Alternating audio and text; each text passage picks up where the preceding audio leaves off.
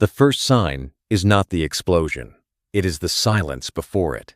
Midnight sea, black water, no moon. Just the dull red glow of status lights inside a combat information center where every face looks pale under the screens. A destroyer is cutting through the water, heavy, expensive, armed, proud.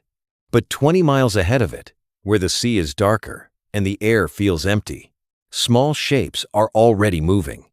They do not have bunks. They do not have hot meals. They do not have tired sailors rubbing their eyes after 6 tense hours on watch. They are fast, low, unmanned, and patient.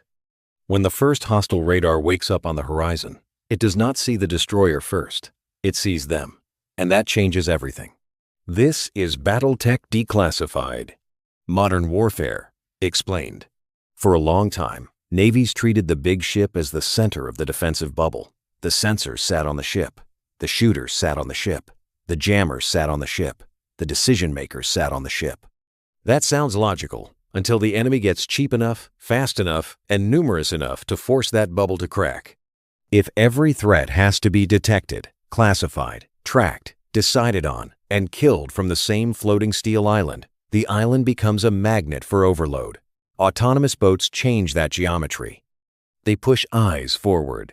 They push electronic warfare forward. They can even push weapons forward. In simple words, they move the first punch away from the high-value ship and closer to the threat.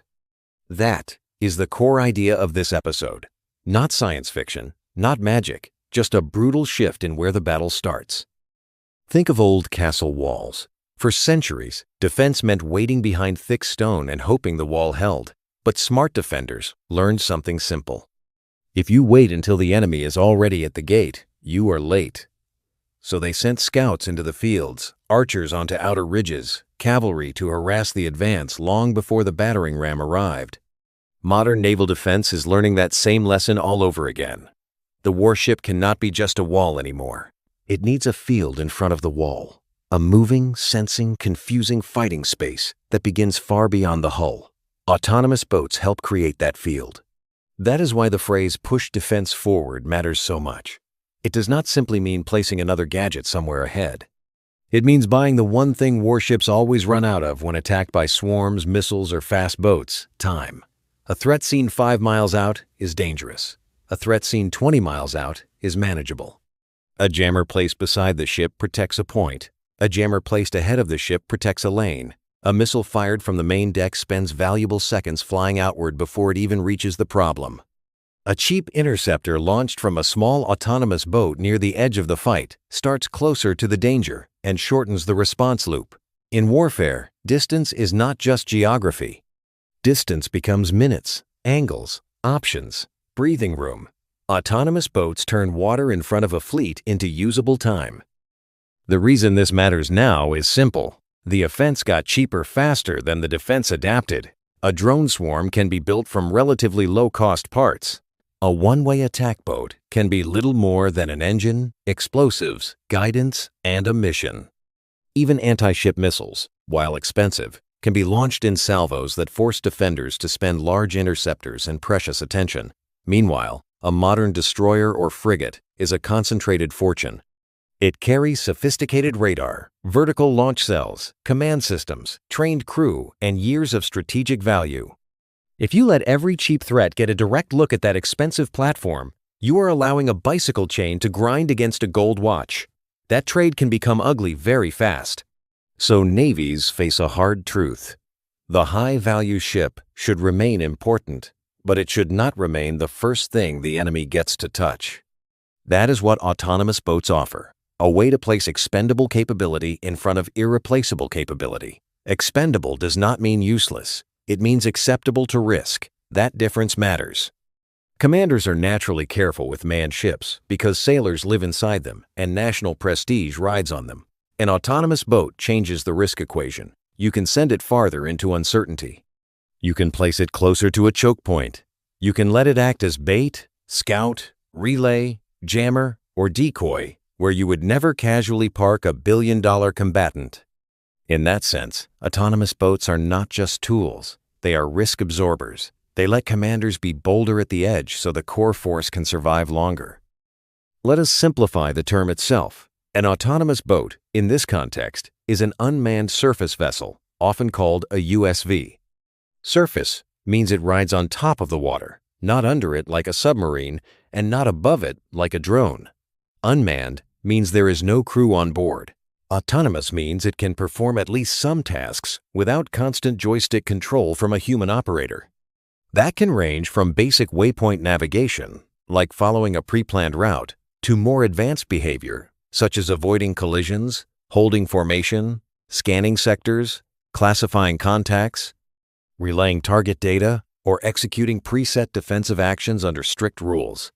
The key is not whether the machine is a genius. The key is whether it can handle enough low-level work to move useful capability forward.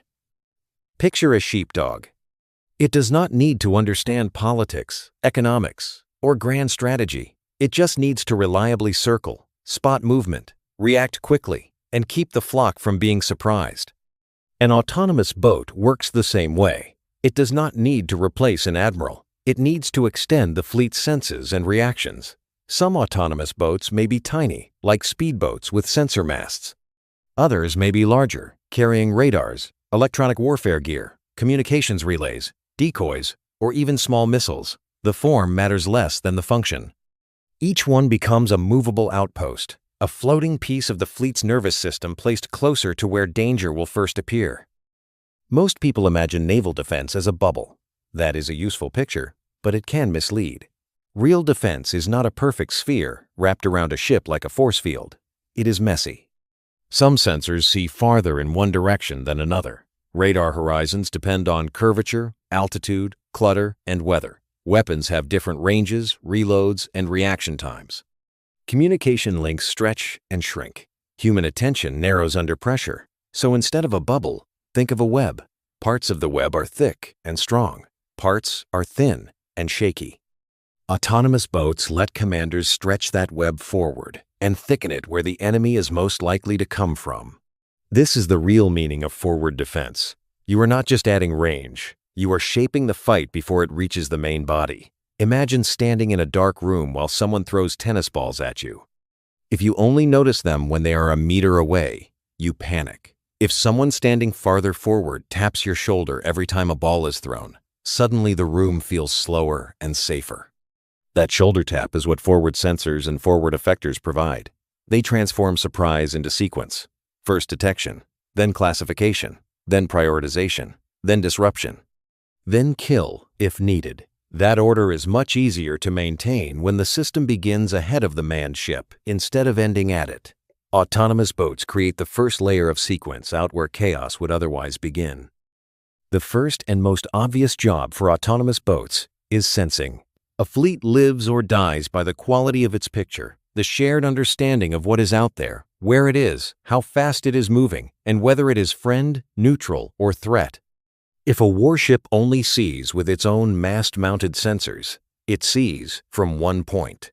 One point can be powerful, but it is still one point.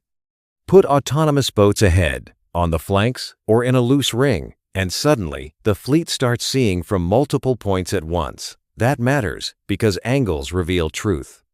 A contact that looks like clutter from one position may stand out from another.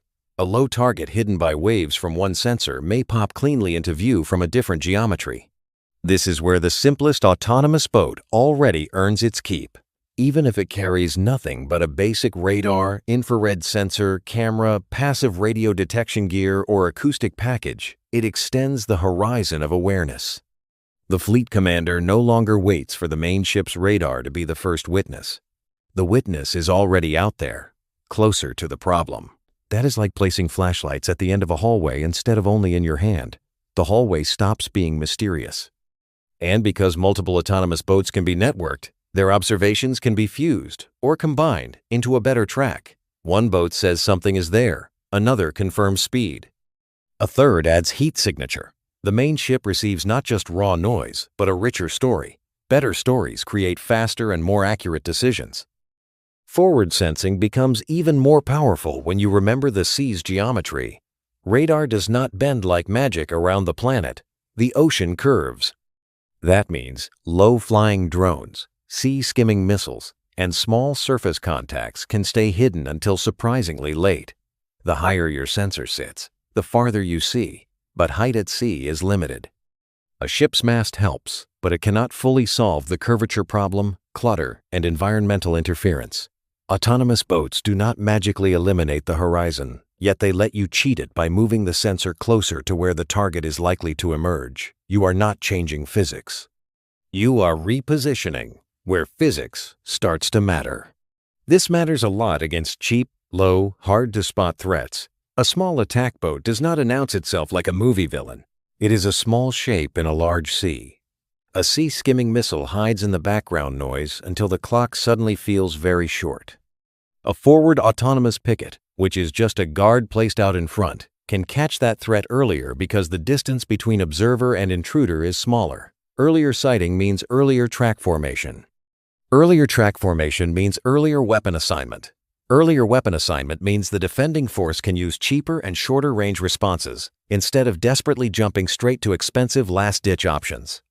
Forward defense is therefore not just about seeing farther. It is about seeing soon enough to choose better tools. But sensing alone is not enough. Information trapped on a small boat helps nobody, so the next job for autonomous boats is acting as communications relays. In modern combat, a fleet is only as smart as its ability to move information between nodes, which is just a simple word for connected pieces of the force. The main ship, helicopters, drones, satellites, aircraft, and autonomous boats all become nodes in one shifting network.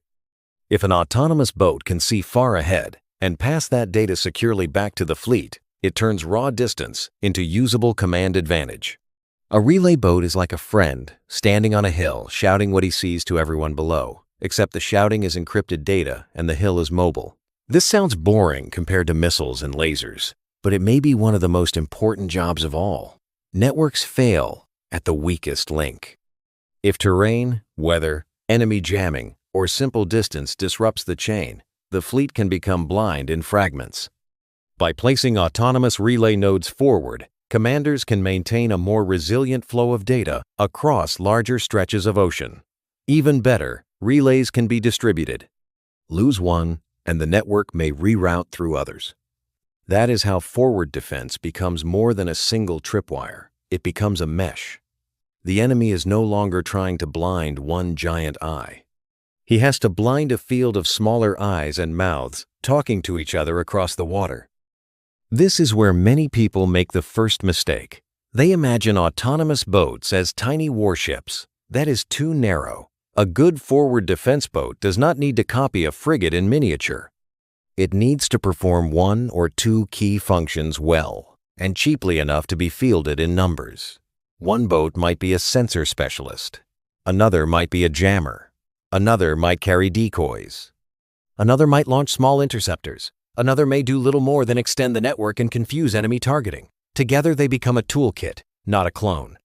The toolbox analogy matters because war punishes overbuilt systems.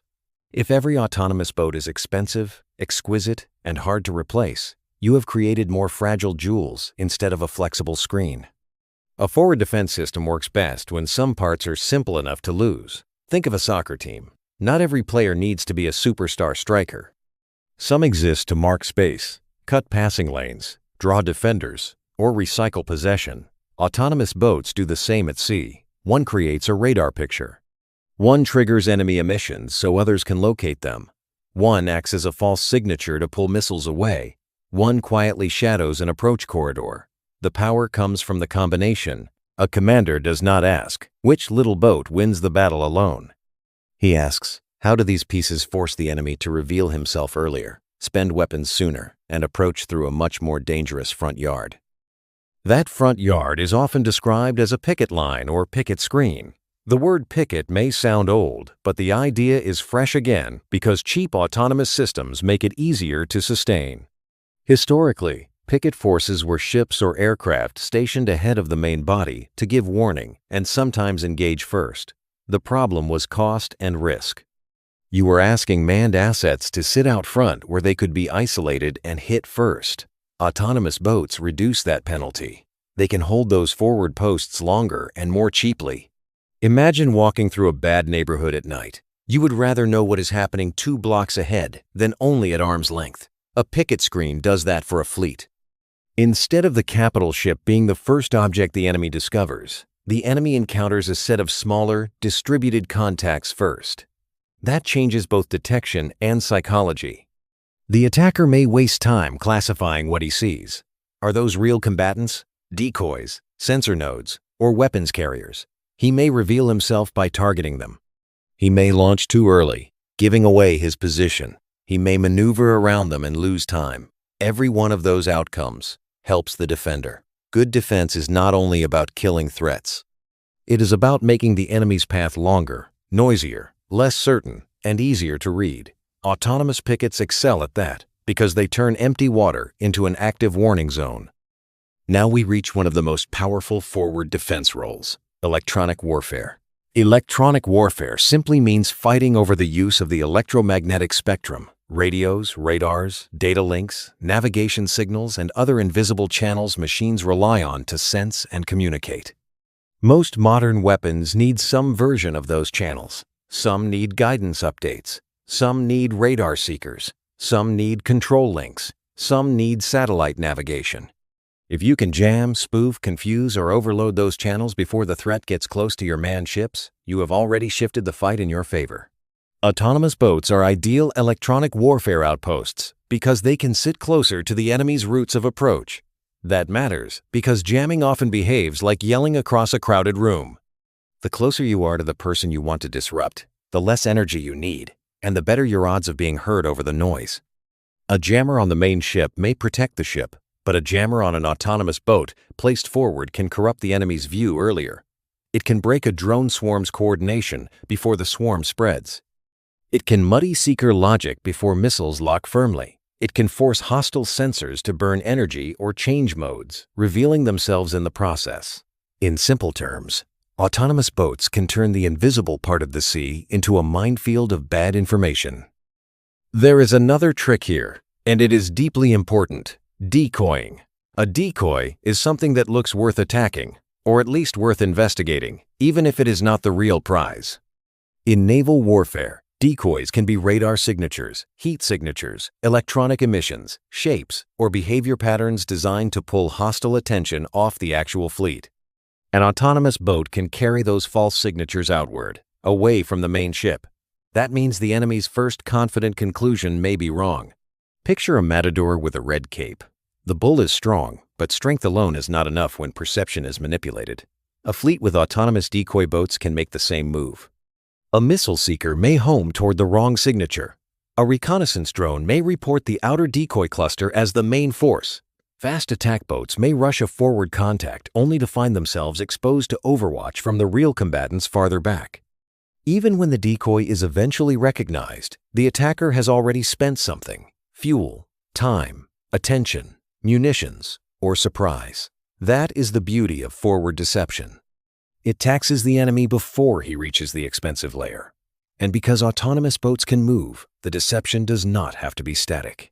The false picture can drift, spread, retreat, or reappear, making the sea feel haunted with uncertainty. Of course, forward defense cannot rely on confusion alone. Eventually, something has to stop the threat physically. This is where weaponized autonomous boats become relevant. Not every autonomous boat should carry weapons, and not every navy will trust them with lethal authority in the same way. But even limited armament can matter. A small interceptor missile, a machine gun with automated tracking under human supervision, a loitering munition launcher, or a counter-drone package placed forward can change the range at which the first hard kill occurs. This is huge because hard kill, which simply means physically destroying the threat, becomes more efficient when it happens farther from the mothership. A cheap hostile speedboat is more dangerous at 1 mile than at 10. A drone cluster is harder to manage once it fans out near the fleet. A missile is more terrifying when you are burning your last inner layer interceptors instead of an earlier outer layer option. If autonomous boats can absorb that first engagement responsibility, the defended ship keeps more of its magazine, which is just its stock of available weapons, for later waves. Forward weapons therefore do two things at once. They increase engagement depth and preserve the main ship's survival margin. That can be the difference between a fleet that survives a raid and a fleet that wins only the first exchange but dies on the second. Now add autonomy to the decision cycle itself. Combat is often described as a kill chain: find, fix, track, target, engage, assess. That chain sounds neat on a whiteboard but turns messy in reality, because each link costs seconds and attention. Humans are good at judgment, context, and restraint. Machines are good at speed, repetition, and not getting tired. Autonomous boats help because they can automate some of the low-level links at the front. They can maintain tracks continuously, prioritize by preset rules, suggest courses of action, and even execute certain defensive behaviors instantly once authorized. The simplest analogy is a goalkeeper and a reflex glove. A human goalkeeper can decide where to stand and read the game, but a reflex glove that twitches faster than muscle could stop a deflection the body might miss. Autonomous boats provide that front-edge reflex. They can react to sudden contact changes without waiting for every tiny action to be verbally approved from the flagship. That does not mean the machine becomes king. It means the machine handles the fast lane while humans set the boundaries. In a saturation scenario where dozens of tracks compete for attention, this matters enormously. The main ship's crew should not waste precious brainpower manually babysitting every outer layer contact. Let the forward autonomous screen sort, tag, relay, and act within its lane so the crew can focus on exceptions, escalation, and the truly hard judgments. This leads to a phrase you will hear a lot: human in the loop versus human on the loop.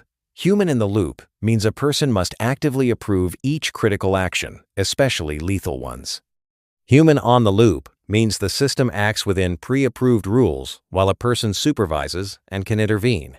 The distinction matters because pure manual control can become a bottleneck in fast fights, while pure unsupervised autonomy can create unacceptable risk, especially in crowded maritime environments with neutral traffic and imperfect identification.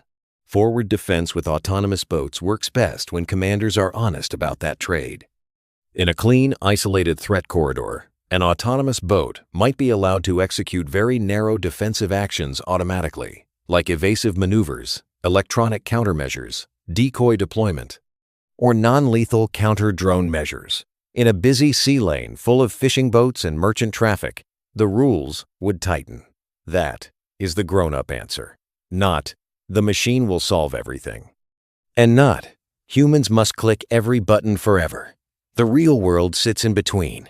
Good doctrine creates lanes of trust. It defines what the autonomous boat may do alone, what it may recommend, and what always requires human approval. The better those lanes are designed, the more forward defense gains speed without collapsing into chaos or friendly fire.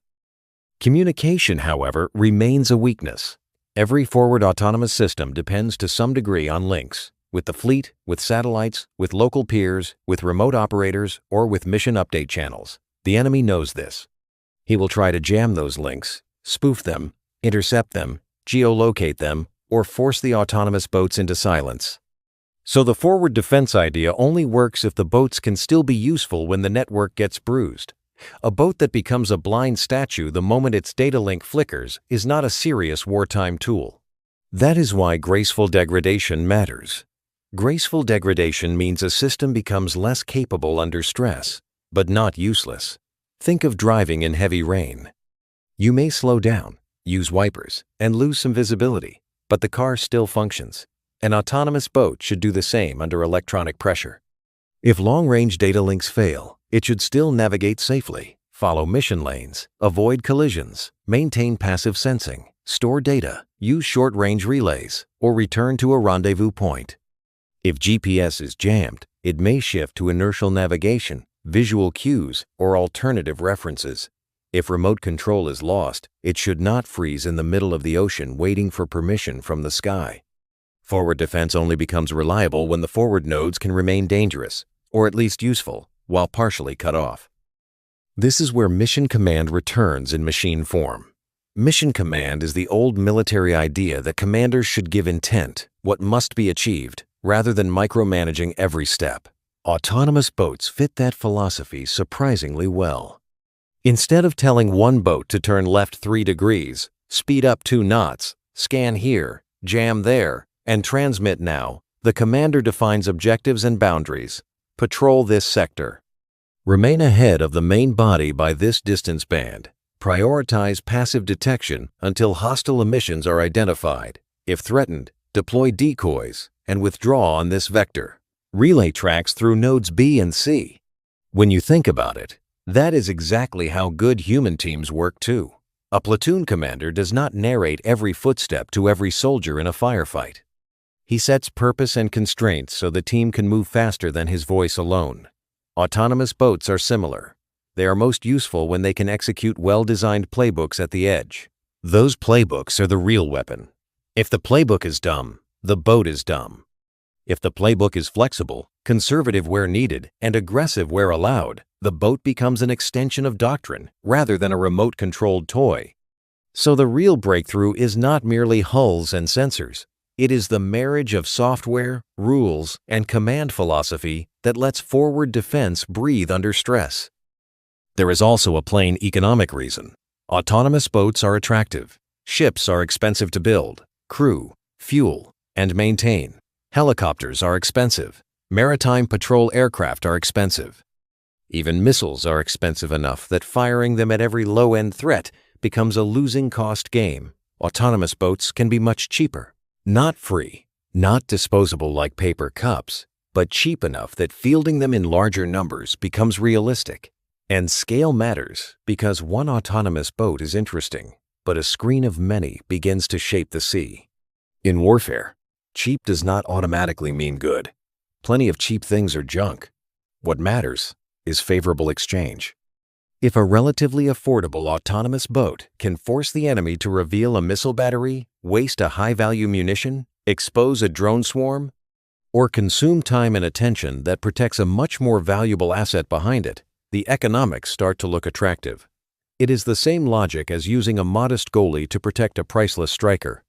You do not need the goalie to score goals. You need him to stop absurdly expensive damage from happening. Forward defense is powerful, partly because it lets navies spend modestly to preserve disproportionately valuable ships, crews, and strategic options. That is a trade militaries love when the systems actually work in rough weather and under fire. Numbers also create persistence. A manned warship cannot be everywhere. It needs refueling, crew rotation, maintenance, and sensible risk management.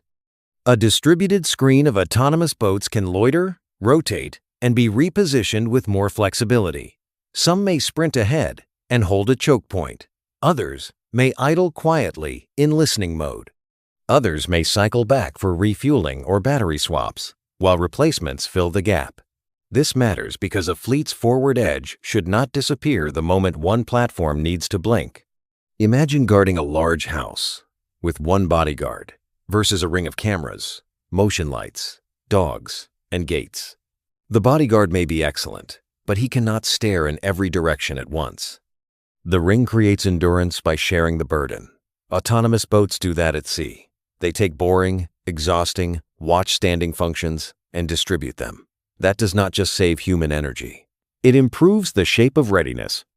The fleet can keep a living fence in front of itself over longer periods, especially in high-tension zones where the threat is less about one glorious attack and more about steady, probing pressure.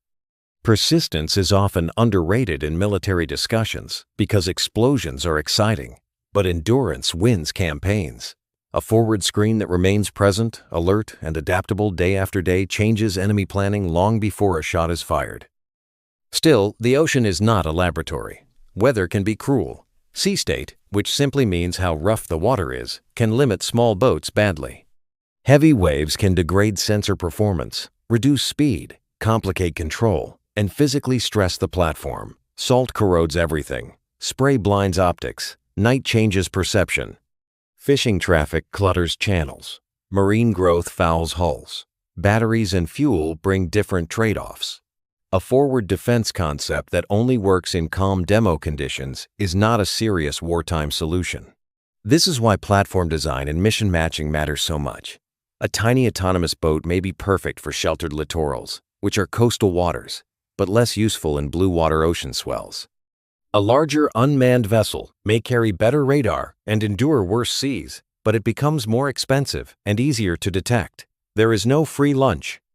Good navies will likely build families of autonomous boats for different waters and tasks, rather than expecting one magic hull to do everything. The lesson is simple. Push defense forward, yes, but do not push fantasy forward. Real systems must survive rain, wave slap, maintenance delays, drifting nets, contested navigation, and long, boring hours before the first exciting contact ever appears. Reliability is the hidden king of autonomous warfare. Another hard problem is identification. On open water, not everything moving fast is hostile. Fishing boats, smugglers, Coast Guard craft, civilian traffic, and neutral vessels can all create noise in the picture. Against a peer enemy, you may also face deceptive behavior, false flags, emission control, or contact blending where hostile craft hide among civilian patterns. Forward autonomous boats can help sort this mess by placing sensors closer, but they can also complicate it if commanders trust machine classification too casually. Think of a crowded parking lot where you are trying to spot one dangerous person from a grainy camera. If the software gets overconfident, the mistake can be catastrophic. So, autonomous forward defense must be built around cautious confidence, not blind confidence. Boats can flag anomalies, track suspicious behavior, compare signatures, and narrow the set of likely threats. They can hand that improved picture back to human supervisors, but rules for escalation must remain disciplined. This is especially important when lethal systems are involved. A forward screen that reacts too slowly is weak. A forward screen that reacts too eagerly is dangerous. The art is in designing thresholds, confidence levels, and confirmation pathways that are fast enough for war but sober enough for the sea's ambiguity. Forward autonomous boats also change how fleets think about geography. Certain waters are naturally favorable to this concept. Straits, harbor approaches, island chains, choke points, and coastal corridors where threats must pass through relatively predictable lanes. In those spaces, autonomous boats can be prepositioned, layered, and cued by terrain. They can lurk behind islands, monitor narrow routes, and create overlapping fields of sensing and electronic interference. The sea stops feeling open and starts feeling structured. That is powerful because structure helps defense. When you know roughly where a threat must travel, you can build an ambush of information before building an ambush of weapons. Autonomous boats are perfect for that. They can seed a corridor with passive listening nodes, decoys, relays, and quick reaction effectors, while the manned ships remain farther back, harder to locate, and safer from the first blow. It is like defending a hallway rather than a field. The attacker has less room to improvise, and every step forward risks detection. In wide open ocean, the value is still there, but the screen must cover more space and rely more heavily on supporting aircraft, satellites, and long-range networking. Geography does not cancel the concept. It simply changes how dense and how smart the forward layer must be. This brings us to integration with other systems. Autonomous boats should not be treated as a standalone revolution. They work best as one piece of a larger kill web, the connected network of sensors and shooters across sea, air, land, and space. A forward autonomous boat may detect a threat, but a helicopter may visually confirm it. A maritime patrol aircraft may extend the track. A satellite may provide broad cueing. A destroyer may hold the long-range missile shot. A fighter may sanitize the area above. A shore battery may threaten escape routes. That integration is what turns clever gadgets into operational power. The autonomous boat's strength is not that it replaces every legacy platform. It is that it makes those platforms more efficient by carrying the first burden of presence and exposure. In basketball terms, it sets the screen that opens the shot for someone else. By the time the expensive asset acts, the target is already better understood, better located, and often already stressed by jamming or deception. That makes every downstream move sharper. Forward defense, therefore, should be measured not only by how many threats the autonomous boats kill themselves, but by how much they improve the fleet's total response quality. Sometimes, the biggest value of the forward node is that it allows a manned platform elsewhere to make the right decision 30 seconds sooner. In naval combat, 30 seconds can feel like oxygen. And there is a psychological angle that should not be ignored. Attackers like certainty. They like clean timelines, stable targeting, and clear expectations of where the defended ship is and when it will react. Autonomous forward screens rob them of that comfort. Suddenly, the first contact may not be the ship. The first jamming may not come from the ship. The first interceptor may not come from the ship. The first thing they lock may be a decoy. The first transmission they make may betray them to a passive sensor boat they never noticed. That uncertainty forces hesitation, and hesitation is attacks. Good defense often wins by making offense clumsy. Picture a boxer who keeps encountering the opponent's jab before he ever reaches the opponent's body. The jab itself may not end the fight, but it disturbs rhythm, steals timing, and makes every forward step feel riskier. Autonomous boats play that jab role at sea. They turn a clean run at the fleet into a more awkward approach through warning, noise, false signatures, and early fire. Over time, that can shape enemy doctrine. Attackers may need larger salvos, more scouts, better electronic preparation, and more complex coordination just to get the same chance of success they once had against a ship-centric defense. That is strategic value. You are not just surviving one raid, you are raising the cost and complexity of every future raid. Now imagine a carrier or an amphibious task group, a cluster of high-value ships that cannot afford to be surprised close in. Traditional screening requires escorts, aircraft, and constant coordination. Autonomous boats do not replace that, but they can add density to the outer picture, especially in sectors aircraft cannot patrol continuously or where surface clutter makes small threats hard to sort. A carrier protected by a forward screen of autonomous boats is not safer because the boats are individually mighty. It is safer because the path to the carrier becomes longer and more instrumented. This matters especially against mixed attacks, the nasty combination of air, surface, and electronic threats arriving together. A drone swarm may distract the radar picture. Fast boats may exploit the clutter. Electronic interference may blur tracking. Humans can be overwhelmed when multiple problem types arrive at once, because each demands a slightly different response. Autonomous boats help by specializing the outer layer. Some watch the surface picture. Some handle local jamming. Some act as decoys. Some feed filtered data back into fusion systems. The result is not perfection, but decomposition. A huge, messy problem gets broken into smaller, more manageable pieces before it reaches the capital ships. That is one of the most underrated gifts of forward defense. It organizes chaos. Of course, the enemy gets a vote. Once autonomous boats become common, hostile planners will target them. They may saturate the forward screen first, using cheap, expendable systems to expose which autonomous boats are sensors, which are decoys, and which actually carry weapons. They may use passive detection to geolocate emissions. They may deploy cyber tools, GPS jamming, spoofed navigation signals, or small strike drones to thin the outer layer. In other words, forward defense becomes its own battle space.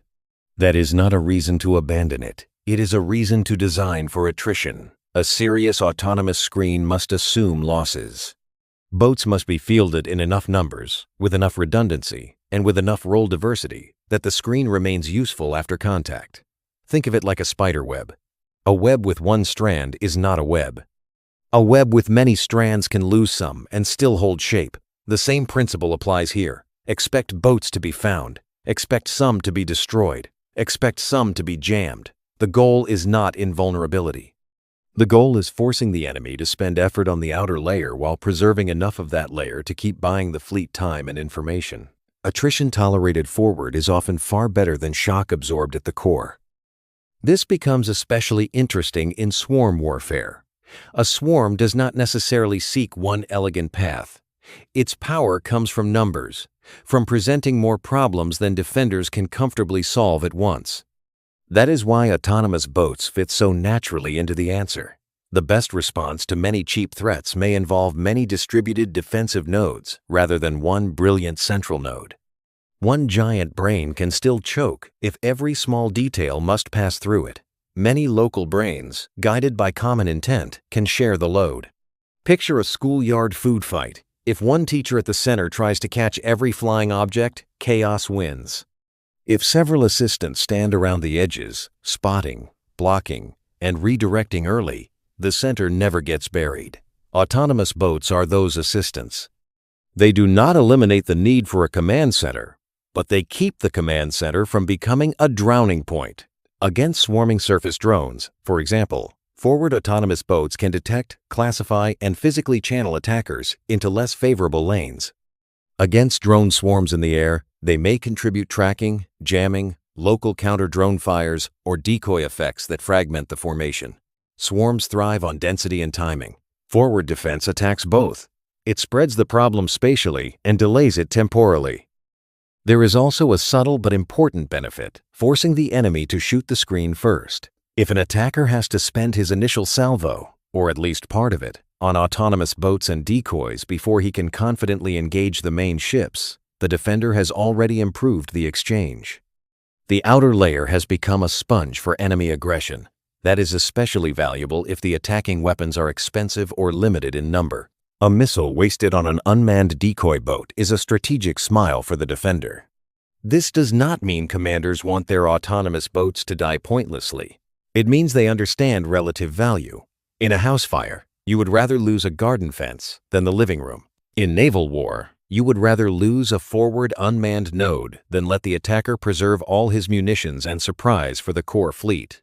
Some autonomous boats may even be designed with this sacrificial logic in mind, strong enough to perform useful work, cheap enough to lose, and deceptive enough to look more valuable than they are.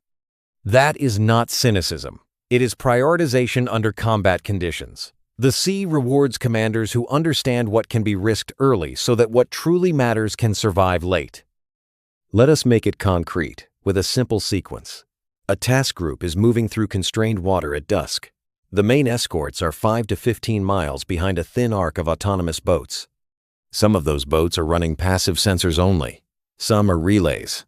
One carries a small electronic warfare package. Another carries decoys. Another carries short-range counter-drone effectors. Overhead, a helicopter is cycling away for fuel, leaving a temporary gap. The weather is choppy but manageable. Merchant clutter exists on the edges of the route. An hour before any hostile weapon reaches the defended ships, a forward autonomous boat picks up unusual radio behavior. Another notices a fast-moving surface contact emerging from clutter at an odd angle. The screen does not scream panic. It starts narrowing uncertainty. Tracks are shared. Confidence grows. The electronic warfare boat shifts position. A decoy boat moves slightly off-axis to create a tempting false signature. When the hostile group commits, it is no longer approaching a sleeping fleet. It is entering a shaped space. The attackers encounter interference before they can settle into clean guidance. One decoy draws premature attention. The counter-drone node fires on the first inner edge targets. Only after the problem has already been peeled, sorted, and partly disrupted do the manned escorts fully engage. That is what pushing defense forward looks like in practice. Not one miracle moment, but a chain of earlier advantages. What happens if the links go bad halfway through that sequence? That is the nightmare test, because real war rarely allows perfect connectivity from first contact to final shot. Suppose the lead relay boat is jammed. Suppose GPS quality degrades. Suppose one autonomous boat is physically hit and another goes silent. Does the whole screen collapse into confusion, leaving the main fleet shocked by a half-understood fight? It should not. The boat should fall back to simpler behaviors already rehearsed and bounded by doctrine. A resilient forward screen may shift from rich cooperation to local self-discipline. Passive sensors continue collecting. Boats hold corridors rather than chasing perfect intercept geometry. Decoys still deploy on trigger rules. Lost link boats steer to safe rally points or continue a pre-planned barrier pattern. The main fleet may lose some elegance in its picture, but it should not lose the basic fact that danger is ahead and being contested ahead. This is like losing mobile data during a road trip while still having the map, the road signs, and the agreed destination. You are degraded, but not helpless. In many ways, the sign of mature autonomous warfare will not be how glamorous the systems look in peace. It will be how calm they remain when half the digital comfort disappears in combat. Now add artificial intelligence carefully. AI is often used as a vague magic word, but in this context, it mainly helps with perception, pattern recognition, anomaly detection, and workload reduction. A good AI tool on an autonomous boat might help distinguish ordinary fishing motion from coordinated threat behavior. It might flag radar returns that do not match normal sea clutter patterns. It might help rank which contacts deserve human attention first. It may also improve navigation, route planning, and collision avoidance in crowded waters. The key word is carefully, because AI mistakes can be dangerous. A model trained on clean data may struggle in rain, unusual lighting, sea spray, damaged sensors, or adversary deception. So the goal is not to hand moral agency to an algorithm. The goal is to use AI like a very fast intern who never sleeps, organizing the inbox, highlighting oddities, and keeping the simplest decisions off the commander's desk. That alone can be transformative. In a future fleet, autonomous boats equipped with good local AI may serve as front desk clerks of the battle space, greeting thousands of sensor whispers and elevating only the most meaningful ones to human decision makers. That is how defense gets pushed forward cognitively as well as physically. The first sorting of chaos happens out front. There is another often overlooked strength of autonomous boats. They can help the fleet stay quieter. Large warships announcing themselves with active emissions, loud patterns, or predictable sensor behavior become easier to find and target. If some of the fleet's sensing and signaling can be outsourced to forward autonomous nodes, the core force may reduce its own signature at critical moments. The outer layer speaks, so the inner layer can whisper. That can matter enormously against sophisticated enemy reconnaissance and targeting systems. Think of a celebrity using assistants to handle the crowd while remaining unseen behind a side entrance. The assistants are visible on purpose because visibility serves the plan. In combat, autonomous boats can perform that role with emissions, active scans, or deceptive signatures. The main combatants behind them may remain more ambiguous, harder to locate precisely, or later to classify. This is one of the deepest strategic benefits of forward defense. It is not merely stopping what comes in, it is reshaping what the enemy can know about the force in the first place. If the enemy's first picture is partial, delayed, and contaminated by outer layer activity, his entire attack sequence becomes shakier. The sea is still hostile, but the truth becomes harder for him to hold. Yet no system is complete without considering capture and compromise. An autonomous boat operating forward may be boarded, recovered, spoofed, or physically examined if disabled. That creates security problems. Hardware can be exploited. Software can be reverse engineered. Communications methods can be studied. Even mission patterns can be learned. So, any Navy serious about autonomous forward defense must think about destruction, sanitization, and information hygiene from the start. This is not glamorous, but it is essential. A boat should not become a floating gift bag if it breaks down in hostile waters. Sensitive components may need zeroization, which means wiping data or cryptographic material. Some payloads may need self-protection mechanisms or rapid disable routines. Mission routes and tactics must be varied so the enemy cannot easily build a reliable map of how the screen behaves. In other words, forward defense must be dynamic enough that losing a node does not reveal the soul of the network. That is true for human units too. Good armies do not fight the exact same ambush the exact same way every day.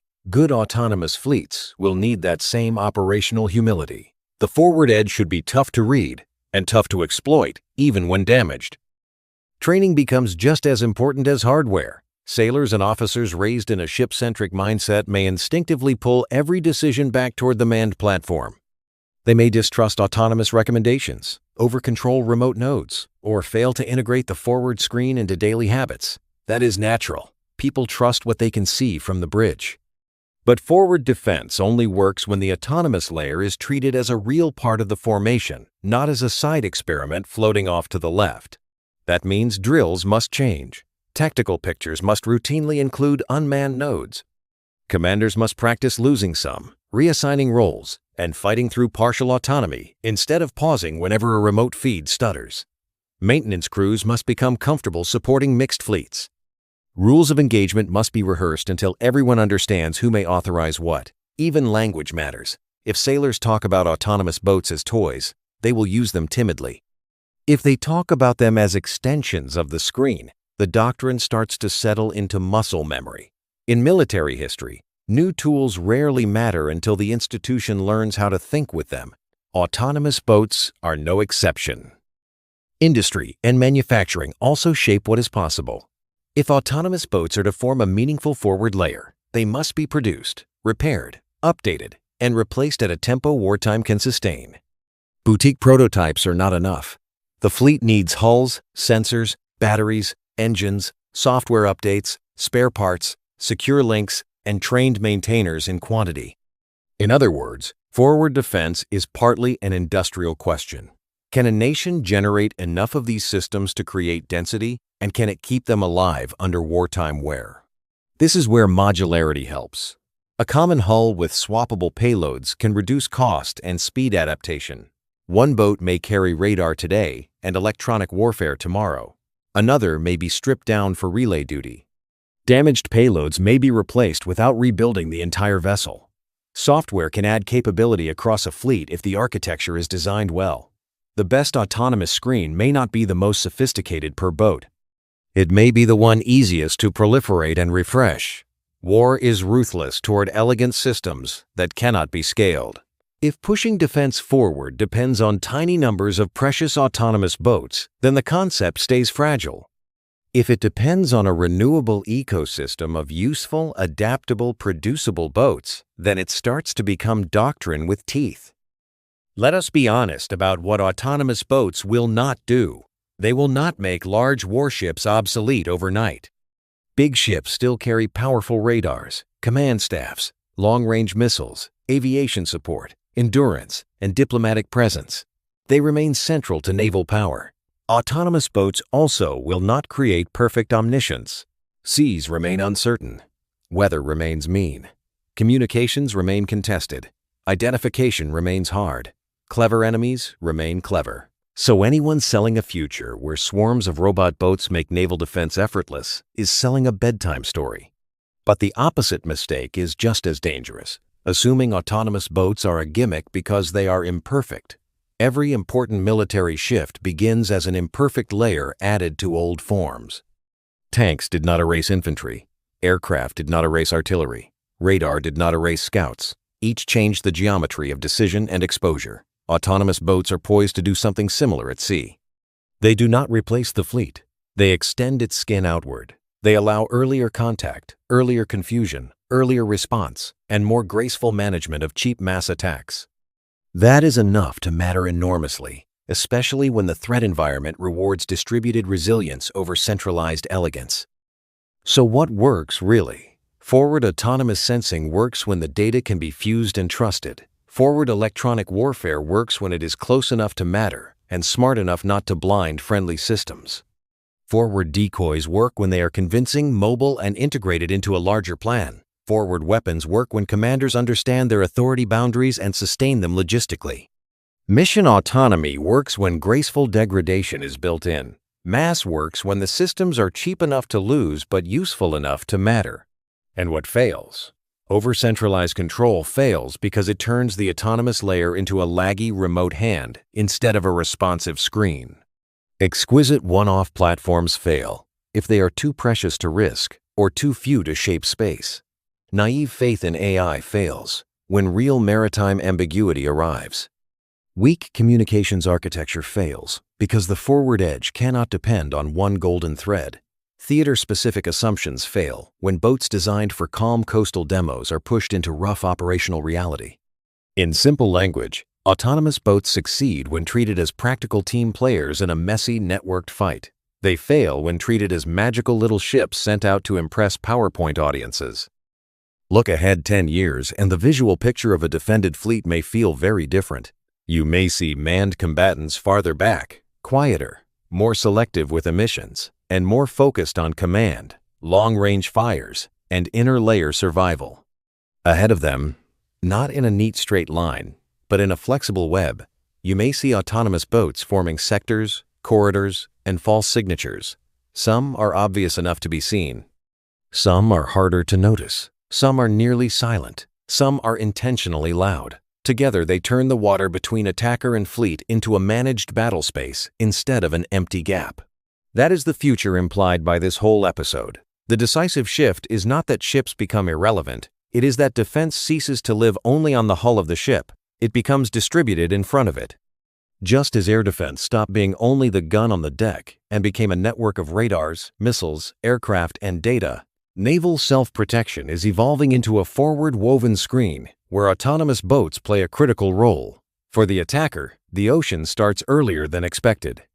For the defender, reaction starts earlier than before. And those two facts, taken together, may decide who gets overwhelmed and who gets to keep breathing when the first real wave arrives. At the deepest level, autonomous boats push defense forward because they change where value is allowed to be exposed. Old thinking often forced the most valuable platforms to sit at the front edge of uncertainty because only they carried the sensors and systems needed to manage it. New thinking lets cheaper, less vulnerable, and more replaceable nodes absorb that uncertainty first. The main fleet still matters. But it can now fight from a position with more information, more time, and more preserved ammunition because the first layer of danger was met earlier by something else. That is a profound change in naval geometry. The enemy no longer runs directly into the chest of the formation. He has to move through its extended hands. Those hands may not be as strong as the chest, but they are faster to place, easier to risk, and numerous enough to complicate every approach. It is the same reason a porcupine is harder to grab than a smooth stone. The quills create distance. Autonomous boats are becoming naval quills, sensing, deceiving, disrupting, and sometimes striking before the predator reaches the body. In an age of cheap mass attack, that distance is not a luxury. It is survival converted into geometry. So when you hear the phrase autonomous boats push defense forward, do not picture a flashy demo clip and stop there. Picture a commander buying back seconds. Picture a fleet turning empty sea into warning space. Picture the first radar contact happening on an expendable node instead of a flagship. Picture a missile wasting itself on a false signature. Picture a drone swarm arriving already confused. Picture sailors on the main ship receiving a filtered, earlier, calmer picture, because small, unmanned hulls out front have already done the exhausting first work of seeing, sorting, and absorbing. That is the real revolution. Not robot boats replacing navies, but robot boats helping navies stop fighting with their face pressed against the glass. And that may be the most important lesson of modern defense. Survival rarely belongs to the side with the prettiest platform. It belongs to the side that understands where to place time, information, and risk. Autonomous boats matter because they let fleets place those things farther forward than before. Not perfectly, not without friction, not in every sea state or every legal scenario, but enough to change the opening terms of battle, enough to stretch the defender's reach before contact becomes panic, enough to make the expensive ships behind them a little harder to find, a little harder to saturate, and a lot harder to kill. In the next war at sea, that outer layer may be the difference between a fleet that absorbs the storm at its hull and a fleet that breaks the storm apart while it is still far out on black water.